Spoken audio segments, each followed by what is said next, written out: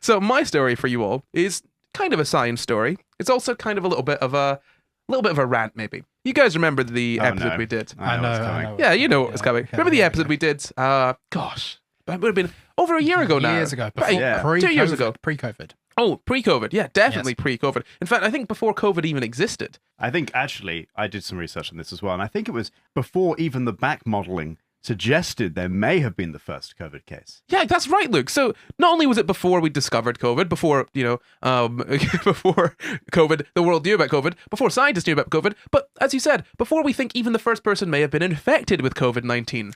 But it wasn't before the bats got COVID.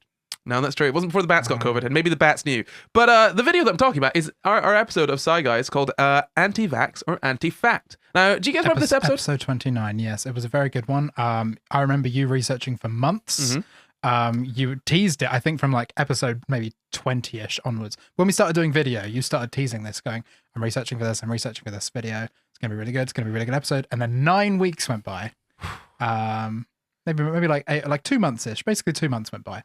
And we finally recorded this episode. We did it. And it was really good. It was a good one. It's about vaccines, yeah. It's a really long episode. You'll have to listen on Spotify or Apple Podcasts, unfortunately. You will. Yeah. Because, so this is what happened. We did this episode. It was on the sort of anti-vax movement, how that started. And ultimately, it was a conversation about why the anti-vax conspiracy is just a conspiracy. Right? Like, why there's nothing behind it. Because I searched for weeks and weeks, and a lot of that 9 weeks was not just researching, all of the sort of information about how vaccines work, vaccine advice from the NHS, the World Health Organization, and whatnot. A lot of it was looking for anti-vaxxers to see what they were saying and where they were getting their information from.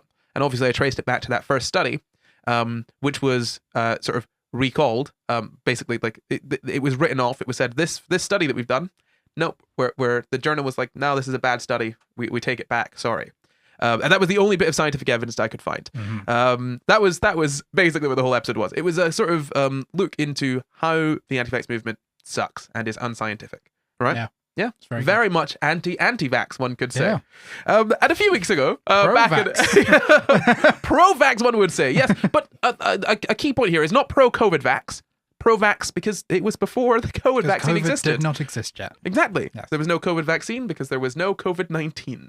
And around about the sort of 12th of October or so, so over a month ago now, we had that episode removed. No way, did we? We had that episode removed from YouTube. Yeah. Why is the first time hearing about this? Well, look, I'm not quite sure because you don't check Twitter. Can you maybe guess why it was removed? What their reasoning was? Was it for COVID-19 misinformation? Well, let's be fair to YouTube. At this point, it was just for medical misinformation, and I thought, well, that's an easy enough mistake to make. We can still appeal it. So I appealed the decision, and I also said hello to Team YouTube. I said, hey, Team YouTube on Twitter @Team YouTube. We had our episode removed. It's been up for over a year. It deconstructs anti-vaccine talking points and misinformation, provides facts on vaccines, and it has full sources for all the information given. And it does have full sources. I think it's got over 40 sources. If you there's a full page of references. I'll show this to you now. Full page of references. Ooh, whoa. Yeah. From places like the CDC, from places like the NHS. I think even the World Health Organization show up in there. Lots of sources in there. So Team YouTube comes back and says, you can appeal it. And I'm like, okay, cool, great. They don't tell us, by the way, the result of the appeal. They don't give us the notification that they should. So I have to go in a week later and I find out that our appeal has been rejected. Now, if you understand how YouTube works, basically what happens at this point, if your video has been removed because YouTube deems it to have broken the guidelines, you can appeal it and have it manually checked. So after this manual check, it was the appeal was rejected and the video stayed down, which is confusing, right? Because having gone through the notes of this video, and I did, because I keep all my notes. Having gone through the notes, there was no misinformation there, no medical misinformation, and I thought maybe the YouTube guidelines are a bit funny. Maybe there's something there. So in the YouTube guidelines, it does actually say you're not allowed to talk about XYZ in terms of vaccines. You're not allowed to talk about the vaccines not being safe, all of that sort of stuff. You're not allowed to talk about this specific case with Dr. Andrew Wakefield, who I shouldn't really call a doctor because he's not a doctor anymore because he had his medical license revoked for vaccine misinformation. If you bring up that whole sort of course of studies, that is against the guidelines of YouTube. However, they do allow exceptions for educational content or content bringing this up in terms of sort of, deconstructing it, which is entirely what our content was. So I said this to YouTube. I said that our appeal was rejected and our video was removed. And I restated many times that the video wasn't anti-vax by any means. In fact, somebody, a lovely viewer of ours, said that they actually used the video to pull their family away from being anti-vaxxers, which is insane. So the appeal was rejected. YouTube don't really get back to us for a little bit. And then on the 20th of October, Team YouTube reach out again after I've tagged them about, God, at least 5 times or so at this point. They come back and they said that they'll have a look at it. There's a bit of back and forth. And on the 21st of October, the next day, they come back and say, just heard back from our team. They've reviewed your video and confirmed that it was correctly removed for violating our COVID-19 medical misinformation policy. The video will remain down. Thanks for your understanding. And immediately I went back to say... But I don't understand. No, immediately I went back to say, I don't understand here. Because, like, ultimately, and I laid this out in a series of about 2 tweets. What? A series about 2 tweets? I thought there were more. Goodness me. I thought there were more, but actually... Sorry. Calm down. These guys are busy people.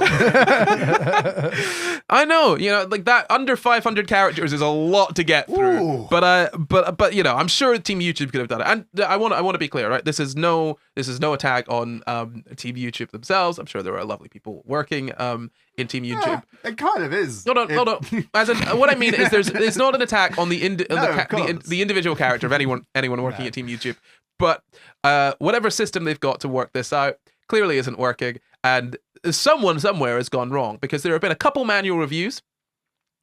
I don't see how you could watch, and again, you can make up your own mind. You can listen to the episode on Apple and literally everywhere else, because it's it is by no means misinformation. You can listen to it for yourself, or you could look at the sources. Do we make any jokes that might be taken in a bad way? Maybe, but if we were to make a joke, I know that it would have been clarified immediately. I've looked at my notes. I know that there is no way that anyone could watch that video and come away from it thinking, yes, pro anti-vax. Vaccines are bad. Vaccines are bad.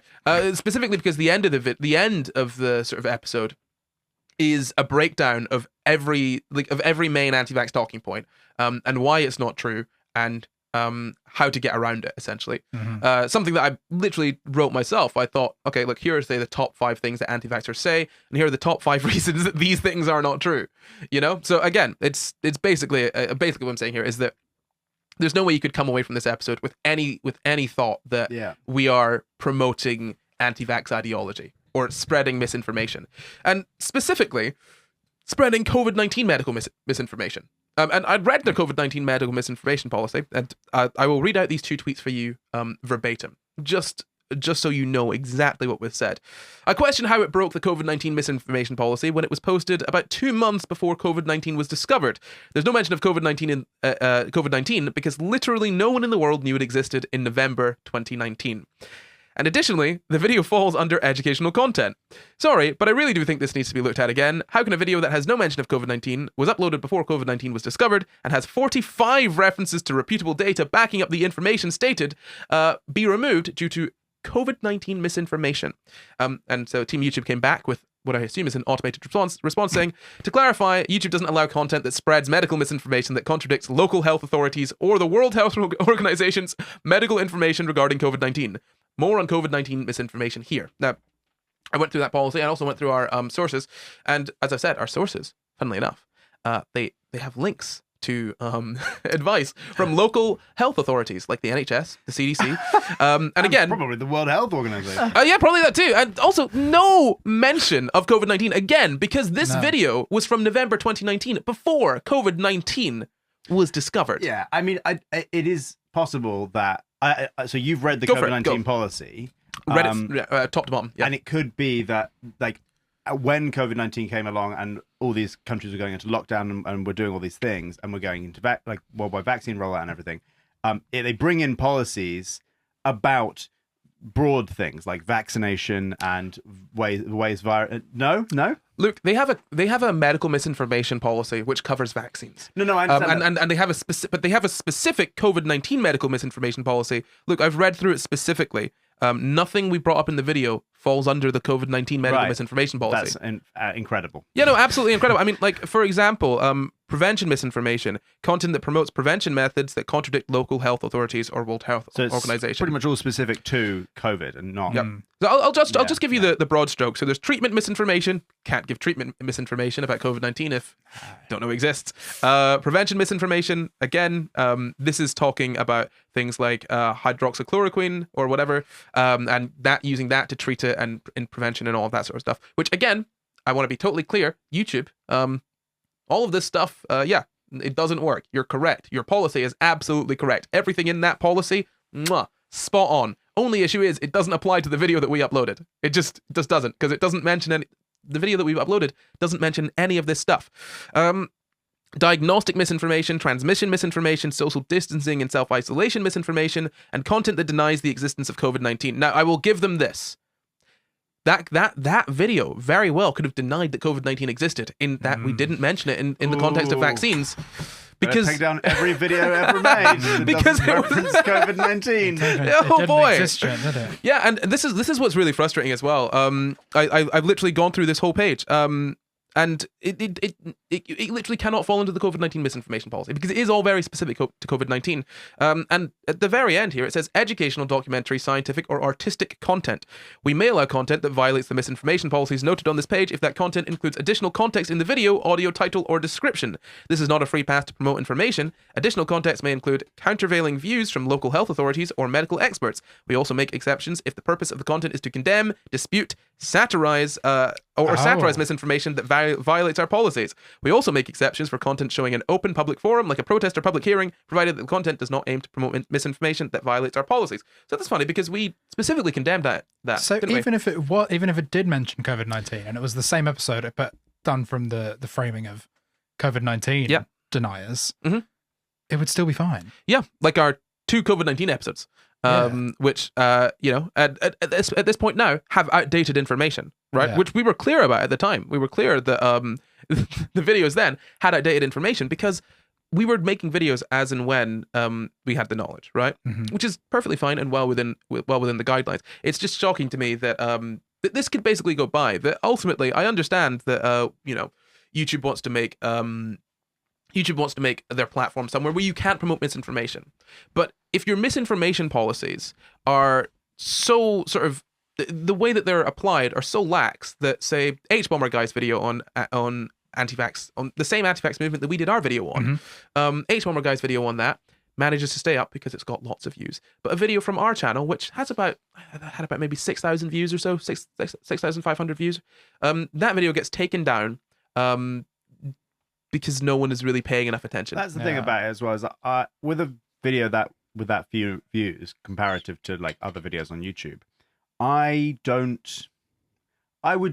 would be very, very surprised if anyone at YouTube actually watched it. Absolutely. I think it probably is just the fact that it has anti-vax in the title. But again, sure, it can have, if it has anti-vax in the title, then it's a case of saying change this title. Yeah. But at every step of the way, and I want to be as fair as possible. At every step of the way, I was just looking for more information as to why our video was taken down. And the information that we were given is what I've given you today: that it violated medical misinformation policy, which it didn't. Yeah. And it violated the COVID-19 misinformation policy, which it literally could not have. Like the reason that I've that I'm doing this as a segment today is because basically we've had a video taken down in error, and I know it's an error because the reason they've given is a literal impossibility. I feel like these reviewers, if they are filing a takedown request, whatever system they use, and they write the takedown reason that it's the COVID-19 misinformation policy, and the upload date of the video is before November 3rd, 2019. Right. So the upload date of the video is before COVID-19 was even thought to exist by anybody, especially like mainstream media sources and health sources. Like, there should just be an automatic flag going, no, that's not that policy couldn't be applied here. Absolutely. Surely that's not a very hard thing to put in your program. Yeah, and this is what's so odd to me that Team YouTube obviously has a lot of requests coming in, and so there's a lot of automated responses. But the responses that we got just didn't make sense at all. They didn't really work. They didn't really apply. And what's frustrating is that we've basically exhausted everything available to us, which is why we're telling you all about it now. Yeah. Not just out of sheer frustration, but out of the fact that, hey, this video's been taken down in error, and there's not really much we can do.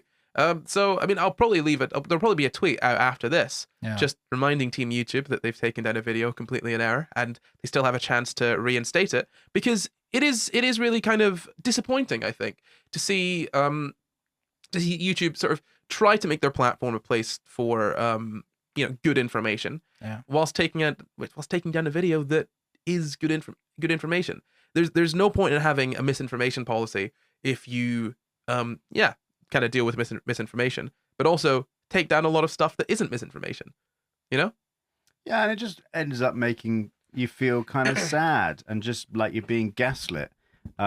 Because, while there is, always the excuse that any private platform can have, which is like, it's our platform, ultimately we do what we like. Like, well, then don't claim that it's this specific policy that's been violated. Just say, well, this falls under our policy of fuck off. Yeah, genuinely, yeah. Which is, and you have the right to do that. It's your platform. If you're like, well, it's too long, it's not got enough views, so we're not going to check it through properly, and we're not going to check all the sources, and we're not going to spend time telling you what you've done wrong because we don't have the resources to do that. There's too many videos to check. Sorry. That's just the platform. You'd be like, well, fair enough, I guess. But if you're like, you have violated this thing, and then you, being Corey and being who you are, have gone and read all the COVID-19, gone back at all the policies and followed, like, obviously you've done that. Obviously you have. And you've gone back and read your own notes and all that. And then you go, hi, I think a mistake has been made. And they just go, no mistake here. It's just like, you're gaslighting me. Yeah. You can tell me to not have the video if you want, but you are, until you do that, you're gaslighting me. And just be honest as to why. Yes. Yeah. And that's what I want to be absolutely clear here. That, as Luke said, if YouTube were to say, we don't want the video on our platform, and I was to say, why? Well, it's our platform. We can do what we want. I'd be like, that's annoying, but I can't argue with that. Yeah. But if YouTube were to, okay, so like, for example, if you're a friend at my house and I have a rule, like, and I say, oh, there's a rule, no shoes on in my house, please, or I will have to ask you to leave. And you come upstairs and you've taken your shoes off, and I say, Luke, you get out of my house. You're like, why? Like, look, because you've got your shoes on. And you look down, you can just see socks. Your shoes are definitely not on. You say to me, Corey, but I don't have my shoes on. Look, no. Luke was like, I've done a manual review, Luke. Your shoes are on. Get out of my house. Luke was like, I don't even own shoes. Exactly. You'd walk outside feeling a little bit, well, if you wanted me to leave, I wish you'd just told me why instead of telling me the shoe thing, because I know it's not true. Yeah. It's great to combat misinformation, but by removing it from your platform. But if you're also removing opportunities for people to learn how to sort of spot misinformation and how to combat it themselves, then you're not really doing the best job you can when it comes to dealing with misinformation. Because these people will say that they're being censored, and if they have the idea that they're being censored, that will almost validate it to them and potentially other people. What you need to do is allow people to say, this is why these people are wrong, which is exactly why they've got that sort of caveat in their policy of sort of condemning those views or scientific or educational content. And hey, I'm sorry, but SCI GUYS, one of the top science podcasts in the UK, I think definitely should fall under science or educational content. But that's my story for you this week. Basically, our video was taken down in error. Thank you, Team YouTube, for that. But our video was taken down in error, and what would be great is I'll do a little tweet after this. It'll be retweeted on the SCI GUYS account. So if you could go ahead and give that a little retweet, a reply, and a like, that'd be fantastic. Just to basically help us let Team YouTube know that they've taken a video down by accident, and I'm sure that they'll fix their mistake. Yeah, they'll see the error of their ways. They will. And they'll instigate the video. Absolutely. I'm not letting this one go. It'll be another. I'm sure you're not. For the rest of YouTube, if you don't do it, be for the rest of the time. I'm sorry. Honestly, I'm very stubborn, and I'm very sorry for what's going to happen. You're going to have to block Corey if you want this to stop. Make a not Corey policy. No not Corey on this website. Oh gosh, darn it. Wow. Yeah, there we go. Is that clear enough for you? Oh, and you're probably watching this as a clip. And if you're watching this as a clip, that tweet is still up. The tweet will be linked in the description. So go ahead and click on that tweet and help us out. And if it gets solved, then we'll upload another video thanking you in YouTube and everything. And there we go. Good. Very good. Good. Does that give you enough, Luke? Anything else you want for me to say for the clip? No. No? Nope. Good. SCI Guys are the best. Good. There we go. Oh, well, the only other thing is that we'll also put the episode in the description. Oh, yeah. If you want to go and listen to our very good, very well researched, not policy breaking episode, you can do so on Spotify or Apple Podcasts or wherever you get your podcasts, because it's still up on those places. For now. Oh, and if you want to read the COVID-19 medical misinformation policy from YouTube, and the and the medical misinformation policy from YouTube, and if you want to read the notes for that episode as well, which I never release the notes for SCI Guys episodes ever, you can actually read it. Top secret in a vault. You read it. They'll all be linked in the description. Yeah. Wow. Yeah. Much reading for you to do. If you want to be as thorough and stubborn as me, you can be. A peek behind the curtain. If you enjoyed that clip, head over to patreon.com/SCI Guys where you can find the full show. Or you can stay here and catch up on old SCI Guys episodes. Or you can follow us on Twitter, Instagram, and Facebook at SCI Guys Pod to find out when we're doing more live shows.